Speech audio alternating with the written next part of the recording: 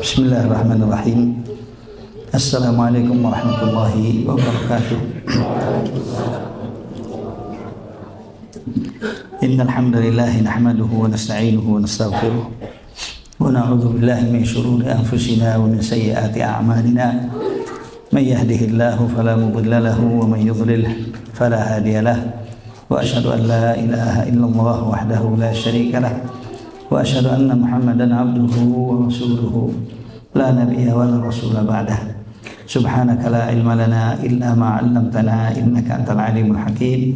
Allahumma fa'allimna ma yanfa'una wa jannibna ma la yanfa'una wa a'inna 'alal 'amali bi kulli ma 'allamtana mukhlishina bi rabbil alamin mukhlishina ya rabbal alamin. Allahumma taqabbal a'malana jami'an waj'alna salihin muslihin muttaqin bi ibadika bi rahmatika ya arhamar rahimin. Allahumma amin. Amma ba'd. Alhamdulillah, pada kesempatan sore hari ini Allah Subhanahu wa taala masih berkenan untuk memberikan taufik kepada kita hingga kita bisa bersua semula di dalam majelis ilmu di Ma'had Minhajul Hayah.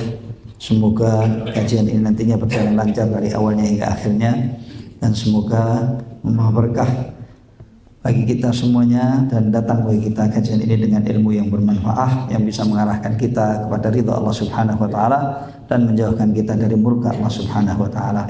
Allahumma amin, Allahumma amin. Ayyuhal ikhwal akhwat, bapak dan ibu-ibu yang dimuliakan oleh Allah Subhanahu wa taala, dalam pembahasan pada kitabur riqaq pada Sahih Al-Bukhari, kita masih pada bab yang ketujuh. Mabhas kita yang lalu masih pada bab yang ketujuh dari kitabur riqaq, yaitu bab ma yuhdharu min zahratid dunya wa tanafusi fiha. Bab yang menerangkan bahwasanya kita harus waspada dari bunga-bunga dunia, pernak-pernik dunia, dan juga harus waspada dari berlomba-lomba di dalamnya dalam urusan dunia. Waspada kita dari hal-hal ini semuanya karena bisa melalaikan kita dari Allah Subhanahu wa taala, melalaikan kita dari akhirat kita, melalaikan kita dari tujuan utama kenapa kita diciptakan oleh Allah Subhanahu wa taala, dan tidak menyampaikan kita semuanya kepada target tujuan penciptaan tersebut.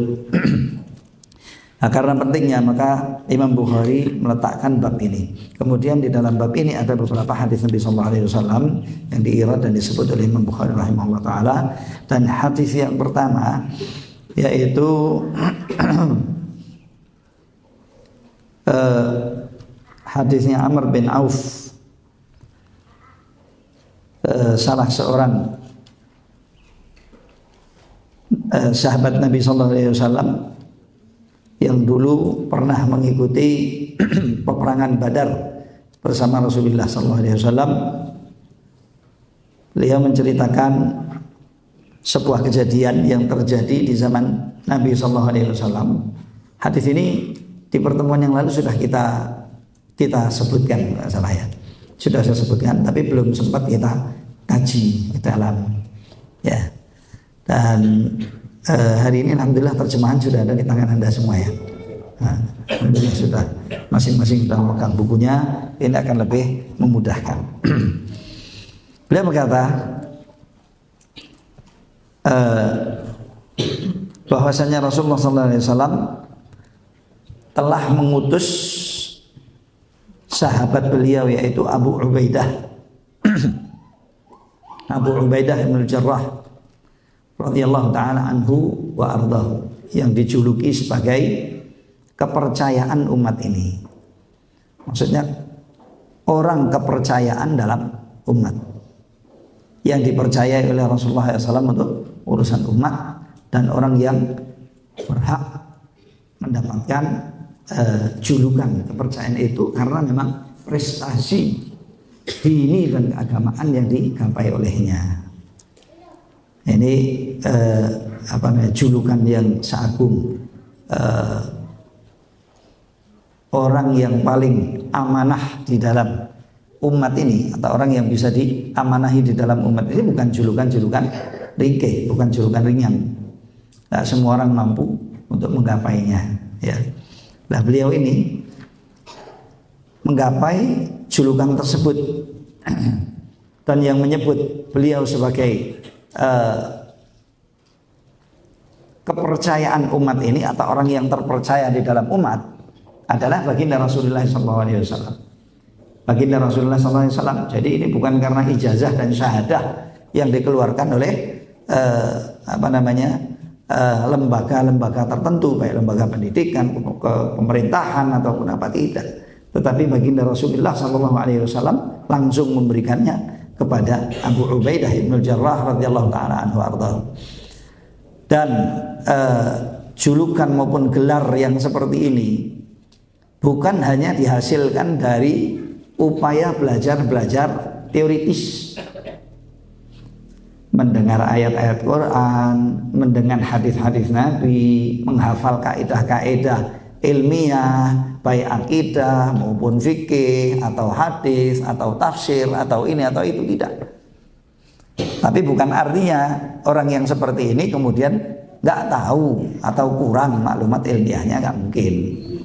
Ya, beliau menggapai gelar setinggi kepercayaan umat ini karena memang apa yang ada di dalam hati beliau dan diri beliau yang sangat agung dari keyakinan-keyakinan yang kokoh dan kuat, yang kemudian terbias pada beliau sebagai praktek amal. Orangnya jujur, imannya kokoh, ketakwaannya tinggi, prestasi-prestasi keagamaan dan urusan duniawiyahnya juga mantap. Maka dari itu kemudian beliau meraih gelar tersebut dari baginda Nabi SAW. Ini juga bukan artinya tidak ada orang yang lebih tinggi dari beliau. Jelas kalau itu Abu Bakar bin Abi Quhafah radhiyallahu taala anhu ardhahu as-Siddiq. Beliau juga dijuluki As-Siddiq oleh baginda Rasulullah SAW, dan beliau orang kedua. Dan Nabi SAW juga menyebut, andai kata iman umat ini diletakkan di satu piringan neraca dan imannya Abu Bakar Siddiq radhiyallahu taala anhu diletakkan di satu neraca yang lain, niscaya piringan diletakkan di piringan neraca yang lain, niscaya piringan neracanya, piringan neraca dan timbangannya Abu Bakar itu yang akan lebih kuat, akan lebih berat daripada piring neracanya umat. Di dalamnya ada siapa? Abu Ubaidah. Di dalam umat itu termasuk umat yang disebut oleh Nabi SAW itu adalah imannya Abu Ubaidah yang lengkunuhui. Sedangkan Abu Bakar Siddiq radhiyallahu taala anhu berdiri dalam satu piringan neraca. Tahu neraca enggak? Bukan, kalau ibu-ibu ngerti apa? Bapak tahu nggak adik-adik? Nggak tahu. Waduh, Kenzi. Itu loh. Ini yang begini, ini timbangan yang begini, ya. Terus ininya ada piringannya, di sini ada piringan itu loh. Nah, tahu tak? Nah, itu namanya neraca. Namanya neraca. Merah putih tak benderanya? Anda benderanya apa? Merah putih. Nah, kok nggak bisa bahasa Indonesia? Nah, itu di salah satu piring dua neraca itu ada imannya Abu Ubaidah bin Jarrah radhiyallahu taala anhu ardhahu. Meskipun beliau itu aminu hadhil ummah, kata Nabi SAW, dan kepercayaan atau yang terpercaya dari umat ini, tapi di sana ada sosok yang lebih tinggi derajatnya daripada beliau, yaitu Abu Bakar Siddiq radhiyallahu taala anhu ardhahu. Begitu juga Umar bin Khattab radhiyallahu taala anhu ardhahu, di mana Nabi sallallahu alaihi wasallam menyebut laukana fikum muhaddatsuna lakana Umar. Andai kata setelah saya, maksudnya nanti ya, sepeninggal saya atau setelah saya itu nanti masih ada orang lagi yang muhaddats. Muhaddats wallahu alam di sini maksudnya adalah yang menerima wahyu. Yang menerima wahyu dan dilantik menjadi Nabi sallallahu alaihi wasallam, dilantik untuk menjadi nabi oleh Allah. Niscaya orangnya adalah siapa? Umar bin Khattab radhiyallahu taala anhu. Itu kata Rasulullah sallallahu alaihi wasallam. Di dalam piringan tersebut juga ada Umarnya, tetapi Umar derajatnya lebih tinggi daripada Abu Ubaidah bin Jarrah radhiyallahu taala anhuma wa ardahuma. Ala kulli hal, iman itu rizki, takwa itu rizki, ilmu itu juga rezeki, sebagaimana Allah Subhanahu wa taala membagikan rezeki-rezeki materi kepada kita. Semakin kokoh, semakin banyak, semakin kuat hal-hal tersebut pada seseorang, maka dia mukram dan terhormat dan terangkat derajatnya di sisi Allah Subhanahu wa taala dengan rezeki-rezeki tersebut. Dengan rezeki-rezeki tersebut. Baik, kembali orang ini yang diutus oleh baginda Rasulullah sallallahu alaihi wasallam untuk pergi ke Bahrain mengambil jizyahnya. Jizyah itu apa kalau di situ terjemahnya? Upeti.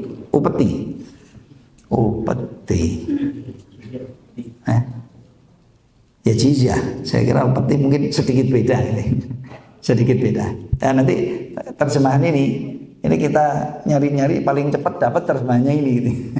Ini sedikit bahasanya akan lebih baik kalau ditempatkan lagi, tapi lumayan sudah sangat bagus. Mudah-mudahan Allah Subhanahu wa taala memberikan pahala yang banyak pada penterjemahnya.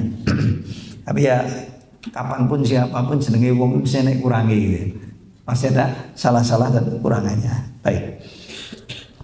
Jadi Rasulullah SAW mengutus beliau untuk mengambil jizyahnya.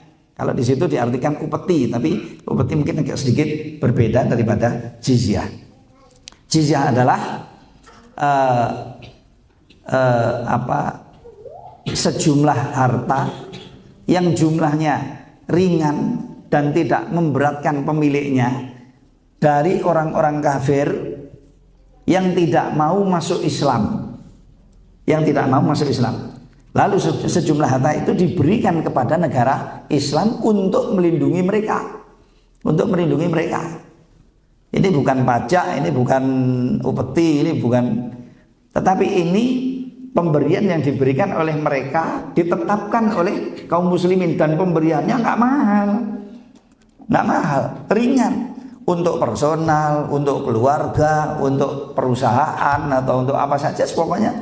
Ya, nanti terkena bagian-bagian untuk masing-masing itu mempunyai bagian-bagian jizyahnya dari orang-orang kafir loh ya, sekali lagi ya.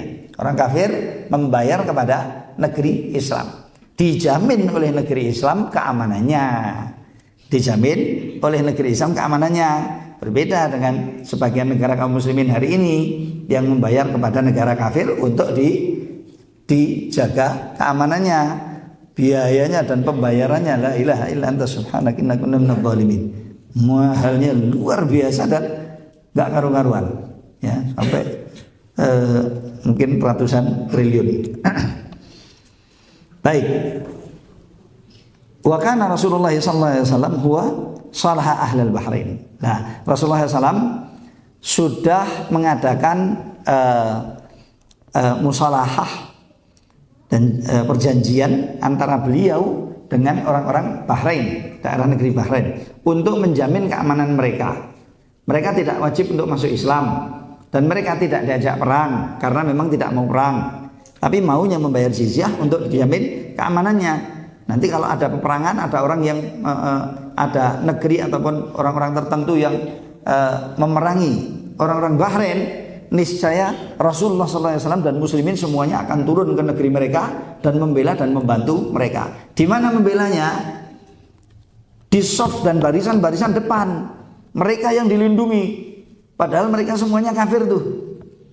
Begitulah kaum muslimin. Kalau sudah mengadakan janji ditepati, kalau sudah mengambil jizyah, maka dia mengajukan dadanya untuk menjaga. Kita dilatih dan diajar oleh syariat kita untuk jujur, untuk sidik, ya, untuk baik dan untuk bertanggung jawab. Kalau sampai ada yang menyerang kalian, maka soft pertama untuk menjaga kalian adalah kami. Kalau mati ya kami yang mati duluan. Ya, kalau kan Anda kena bagian mati ya nasibmu gitu ya. Tapi kami akan berusaha untuk melindungi kalian semaksimal mungkin.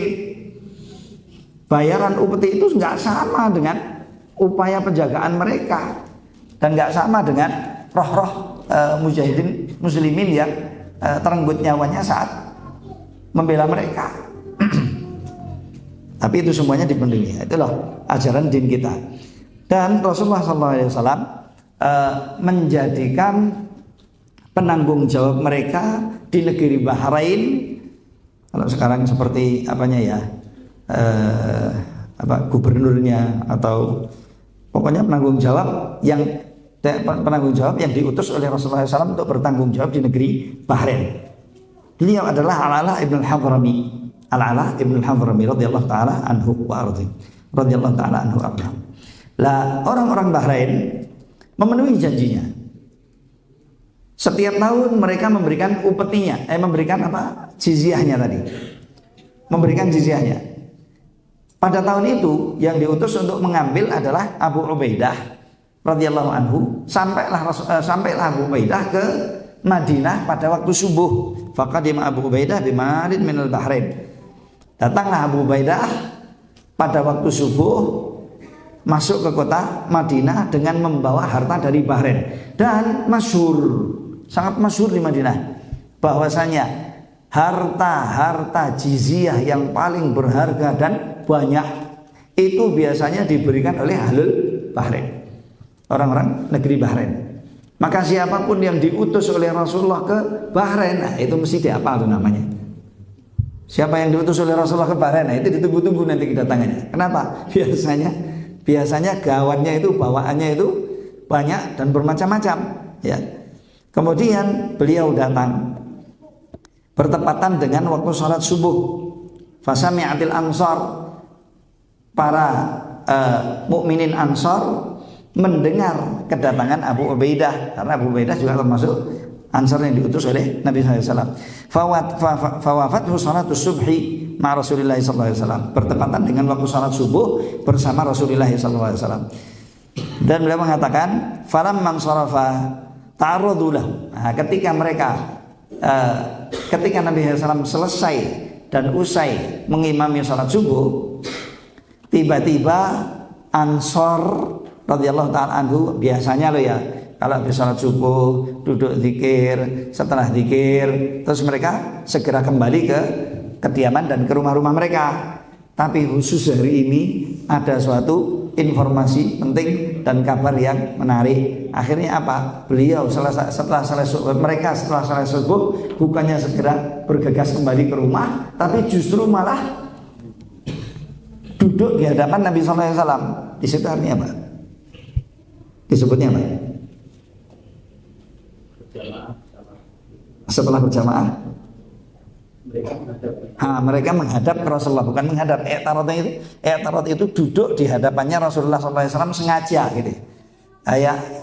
Nyegat jalannya Nabi SAW sehingga Nabi SAW itu tidak bisa kemana-mana. Cekat dari mereka duduk, habis itu duduk loh. Kok pada duduk di sini mendengarin gitu mungkin. Kok biasanya begini, tapi hari ini kok pada duduk di depan Rasulullah SAW. Lalu apa yang dilakukan oleh Rasulullah SAW? Beda dengan penanggung jawab yang korup sama yang gak amanah. Ya, kalau datang sembunyi, kalau waktu subuh malah raketok. Iya, raketok gak tahu kemana larinya. Salat subuh duduk lalu maksudnya di hadapan mereka, langsung duduk di hadapannya Rasulullah SAW. Nggak seperti biasanya. Rasulullah merasa ada sesuatu yang agak tidak biasa begitu ya. Fatabassama. Lalu Rasulullah SAW senyum. Nah ini Rasulullah SAW nih beda lagi dengan yang lain. Senyum. Rasulullah tahu keadaan seperti itu bukan kemudian merengut. Ini niatnya sama. Senyum Rasulullah di hadapan mereka, lalu mengatakan ketika Rasulullah melihat mereka, Rasulullah senyum seraya berkata, "Adzunnukum sami'tum biqudumi Abi Ubaidah." Saya kira kalian telah mendengar informasi kedatangan Abu Ubaidah pada pagi ini. Saya kira loh, karena katanya hari ini jumlah pengajiannya yang hadir juga banyak, jumlah yang sholat subuh, ya. Jumlah yang sholat subuh hari ini yang hadir banyak. Tapi Rasulullah SAW tentunya bukan nyindir. Oh kalian tuh sholat subuh hanya untuk sebab bukan. Dan memang bukan karena seperti itu insya Allah. Tapi kemudian Rasulullah SAW senyum nggak seperti biasanya dan mengatakan kata-kata ini. Saya kira kalian telah mendengar kedatangannya Abu Ubaidah ya katanya. Wa annahu jaa'a bi syai', dan bahwasanya beliau datang dari Bahrain ini dengan membawa sesuatu. Wah, sesuatunya ini bukan main ini. Banyak sekali. Qalu ajal. Benar ya Rasulullah, kata beliau. Benar, jujur, ngomong dhisik kan jujur kabeh. Tapi kalau sekarang enggak cetha, ya. Enggak cetha. Datang tujuannya apa? Udang dibalik payek, ya. Ngakunya datang untuk sesuatu yang baik-baik. Enggak. Betul. Iya ya Rasulullah, kami dengar kedatangannya beliau dan kami dengar katanya juga bahwa harta yang lumayan gitu. Lalu Rasulullah SAW mengatakan kepada mereka, abshiru fa abshiru wa amilu ma yasurukum. Gembiralah kalian, ya, dan bercita-citalah, berangan-anganlah untuk kalian itu mendapatkan sesuatu yang kalian senangi. Maksudnya, wallahu a'lam, jangan khawatir. Gembiralah kalian, jangan khawatir. Maksudnya jangan khawatir. Apa yang akan terjadi dari Rasulullah SAW buat mereka? Ketika Rasulullah menjamin mereka untuk tidak khawatir. Jangan khawatir. Maksudnya apa? Semua tak bagi kalian. Tidak akan saya sisakan sepeser pun, cuilan dirham pun, peniti nggak ada yang sisa di sini. Ini tumpuan ini. Harta yang datang itu banyak sekali. Wallahu a'lam berapa unta gitu. Ada baju, ada kain, ada emas, ada peralatan, ada ini, ada itu dulu. Kalau sekarang ya satu lembaran $1.000 kan lumayan. Itu ditumpuk banyak sekali. Ya, mereka tahu itu dan mereka menyaksikan. Rasulullah SAW senyum lalu mengatakan kata-kata itu kepada mereka, dan Rasulullah menjamin jangan sedih, jangan takut, jangan khawatir, akan saya bagikan gitu ya, kalau bahasa kita sekarang akan saya bagikan seluruhnya buat Anda. Lalu Rasulullah SAW sebelum membagi seperti biasa, karena beliau utusannya Allah Subhanahu wa Ta'ala kepada umat ini sebagai satu guru untuk mengajar, 2 pendidik untuk mendidik, 3 penasehat untuk menasihati, 4 pengajar untuk mengajar kepada mereka perkara-perkara yang benar dan yang terbaik dan maslahat bagi mereka di dunianya maupun di akhiratnya. Sebelum Rasulullah SAW membagi hartanya, ini para pendidik nih ya, atau orang-orang kaya di sini kalau ada bapak-bapak, ibu-ibu yang kaya-kaya, kalau mau bagi-bagi, mengumpulkan orang banyak, nasihatnya dulu sebelum bagi-bagi, atau bagi-bagi kepada keluarganya, keluarga dekat, kerabat, anak-anak, istri-istri maupun yang lain ya. Kalau mau bagi-bagi silahkan, tapi gunakan kesempatannya setelah mengumpulkan mereka. Baik juga kalau ditunjukkan apa yang mau dibagi gitu ya, tumpuan begitu merah-merah berapa tumpuk gitu ditaruh di situ agar mereka juga melihat dan tahu main-main ini yang akan dibagi. Nah, sebelum dunia ini kita sebarkan dan kita bagikan kepada Anda semuanya, maka kami butuh untuk memberikan pengarahan dan nasihat. Itulah yang dilakukan oleh baginda Rasulullah SAW. Lalu Rasulullah SAW bersabda untuk menasihati mereka. Dia mengatakan, "Fawallah mal faqra akhsha alaikum." Demi Allah, bukanlah kefakiran yang lebih aku takutkan dan aku khawatirkan atas kalian. Sekali lagi, demi Allah, bukanlah kefakiran atau mungkin kemiskinan dan kekurangan itu yang aku khawatirkan atas kalian. Saya nggak khawatir kalau kalian itu fakir-fakir dan miskin-miskin, nggak terlalu khawatir, nggak khawatir saya. Ya, meskipun kefakiran itu cobaan, ujian, kemiskinan cobaan, ujian. Mau ini nggak bisa, mau itu nggak bisa, mau ke sana nggak bisa, mau ke sini nggak bisa. Kenapa? Terbelenggu dengan ketidakpunyaan, ya. Orang duit, nggak punya harta, nggak punya balak untuk bisa menyampaikan kepada kebutuhannya. Namanya dunia itu segalanya. Di sini butuh fulus, kata orang. Ada fulus semua mulus. Kalau nggak ada fulus ya dunia begitu. Ya bisa Anda untuk mencapai tempat-tempat yang jauh, tapi ya melakukan dengkul. Wah, itu berapa jauh kalau mau jalan, berapa sulit kalau mau mendapatkan. Kalau cuman modal kita dengkul, butuh dunia itu. Tetapi meskipun begitu, kalaulah ditakdirkan oleh Allah sahabat-sahabat itu semuanya fakir, kata Nabi SAW, saya nggak khawatir. Man faqra akhsha alaikum, walakin akhsha alaikum an tubsata alaikumud dunya. Namun justru yang kukhawatirkan atas kalian adalah bila mana telah dibukakan dan dilapangkan oleh Allah bagi kalian nikmat-nikmat dunia ini. Nah, bapak-bapak, ibu-ibu itu pekerjaannya lancar, rezekinya ngalir, jor-joran gitu. Semuanya jadi mudah, pendapatan nggak ruwet. Akhirnya apa yang terjadi? Bukan apa-apa, duitnya numpuk, dunianya jadi banyak, kepemilikannya juga jadi banyak, dan segalanya jadi indah. Iya, tadi nih wajahnya itu biasa-biasa, tapi setelah punya duit, salon lulu, iya, make up, finishing. Temen wajah 80 tahun bisa jadi 25. Bentuk-bentuk sudah 70 tahun, kalau jalan sudah tanda tanya, melengkung badannya tiba-tiba degek, meskipun nggak tahu pakai apa gitu ya. Pakaian-pakaiannya jadi indah-indah mentereng, rumah-rumahnya megah mewah, kendaraannya luar biasa, kepemilikannya luar biasa,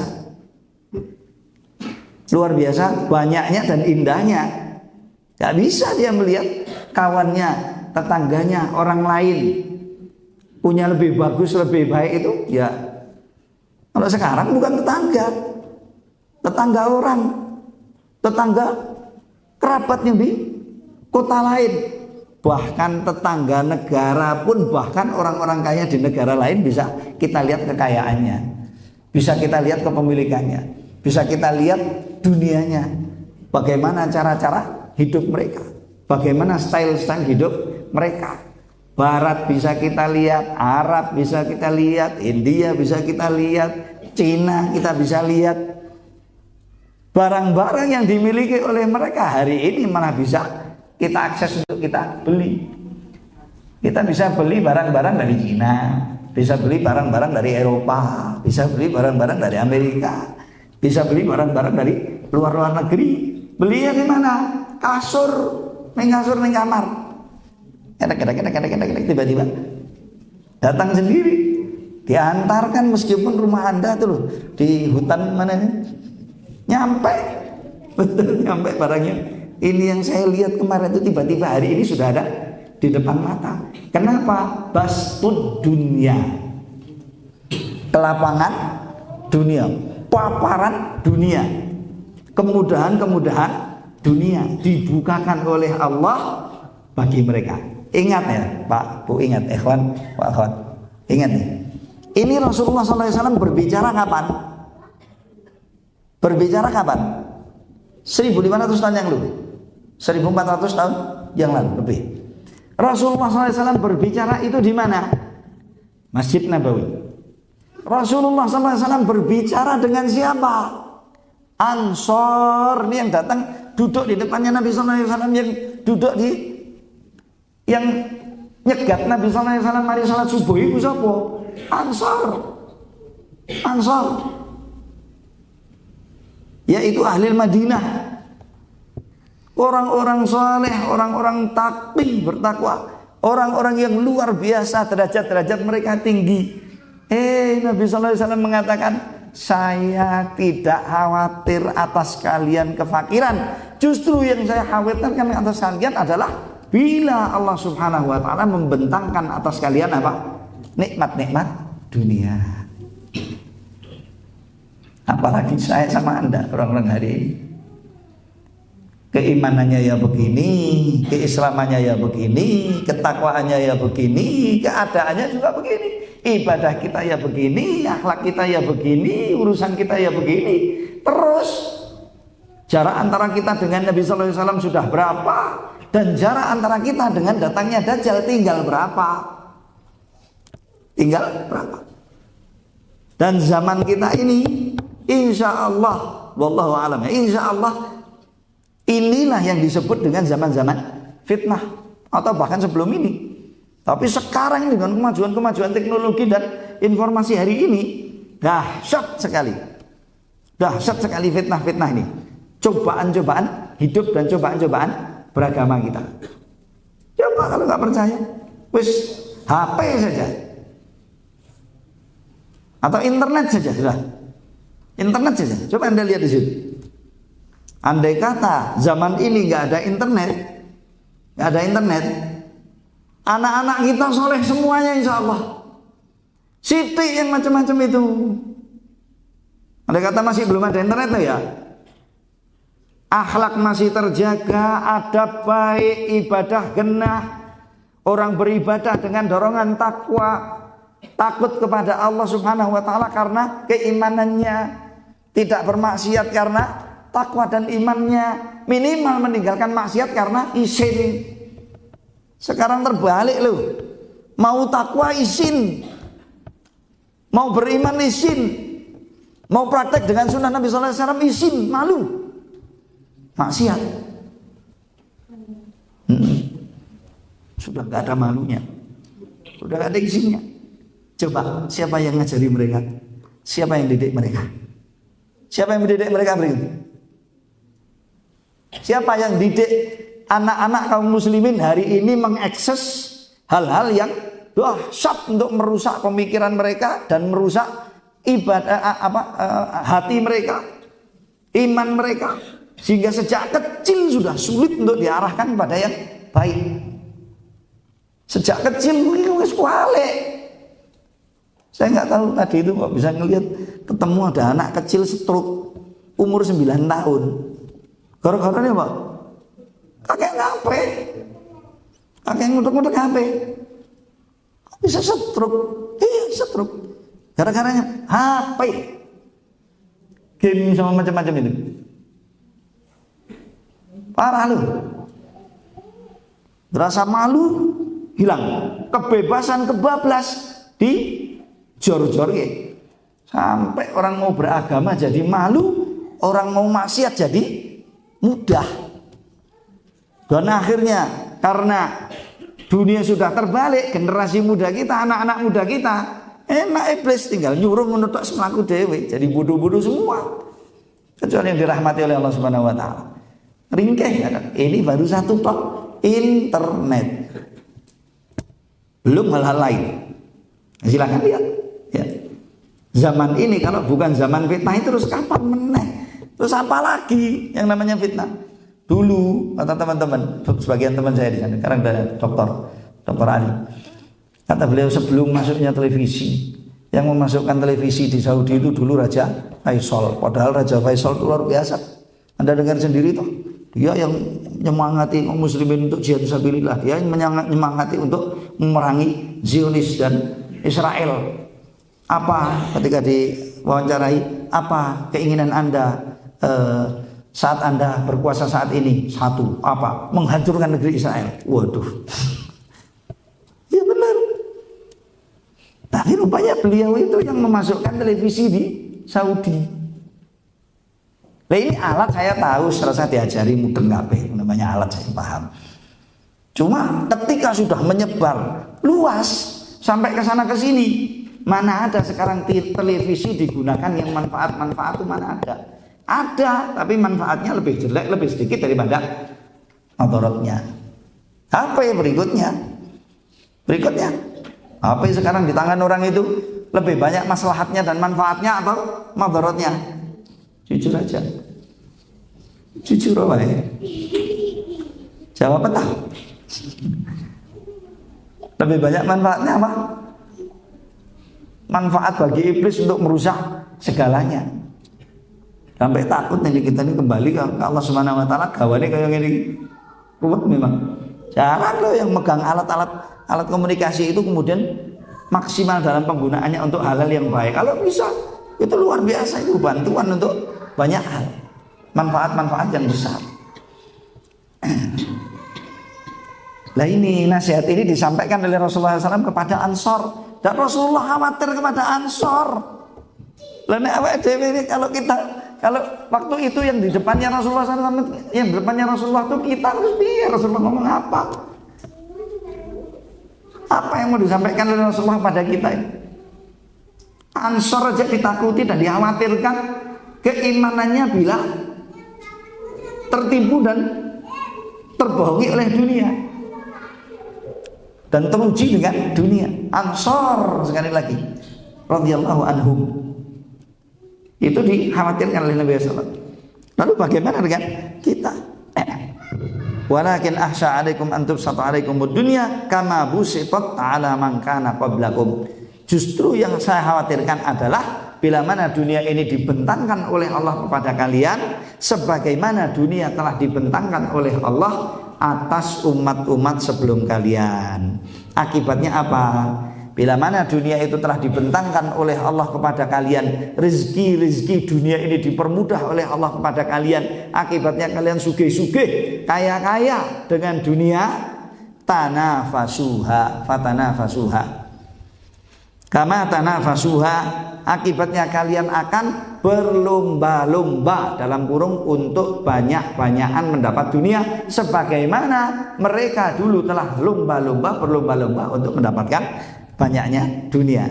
Dunia sama din, ini kata beberapa ahli ilmu ya, dunia sama din itu seperti dorroh itu adalah istri yang pertama dan istri yang kedua. Kalau Anda menggembirakan istri pertama, istri yang kedua rame. Kalau Anda menggembirakan istri yang kedua, istri yang pertama rame. Kenapa? Satu dengan yang lain saling membahayakan. Ya nggak semuanya begitu, tetapi kebanyakannya begitu.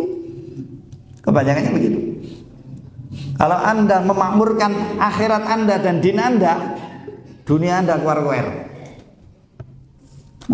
Guru-guru sibuk ngurusi din terus akhirnya dunia ini jadi mepet, sulit, ruwet. Padahal ya nggak gitu-gitu aja nih.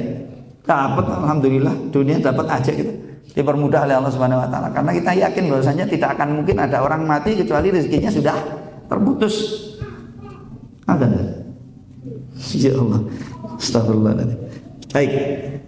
Fatanafasuha fatulhikum kama alhad. Akibatnya setelah terbentang, niscaya dunia ini akan menyibukkan kalian, melalaikan kalian sebagaimana dunia telah melalaikan orang-orang yang sebelum kalian. Itulah pekerjaannya dunia dan tugasnya dunia terhadap hamba, akan melalaikan. Maka perlu hati-hati dan waspada. Saya kira cukup ini. Mudah-mudahan apa yang kita kaji bersama ini bermanfaat. Kurang lebihnya saya mohon maaf. Wassallallahu ala nabiyina Muhammadin wa ala alihi wa sahbihi ajma'in wa akhiru da'wana alhamdulillah rabbil alamin. Wassalamualaikum warahmatullahi wabarakatuh.